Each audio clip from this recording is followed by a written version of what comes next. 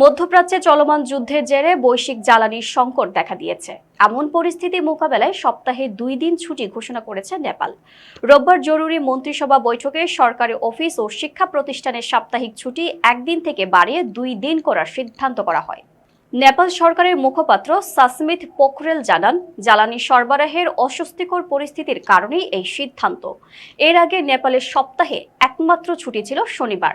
নতুন সিদ্ধান্ত অনুযায়ী এখন সরকারি অফিস চলবে সোমবার থেকে শুক্রবার সকাল 9টা থেকে বিকেল 5টা পর্যন্ত। সরকার জানায়, জ্বালানি সংকট মোকাবেলায় পেট্রোল ও ডিজেল চালিত যানবাহনকে ধীরে ধীরে বৈদ্যুতিক শক্তিতে রূপান্তরের বিষয়টিও বিবেচনায় নেওয়া হচ্ছে। তবে এ বিষয়ে বিস্তারিত কিছু জানানো হয়নি। প্রায় 3 কোটি জনসংখ্যার দেশ নেপালে নিজস্ব তেল বা জীবাশ্ম জ্বালানির কোনো উৎসই নেই।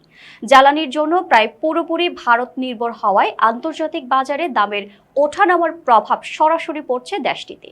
এরই মধ্যে গত বৃহস্পতিবার বিমান জ্বালানির দাম প্রায় দ্বিগুণ করা হয়েছে।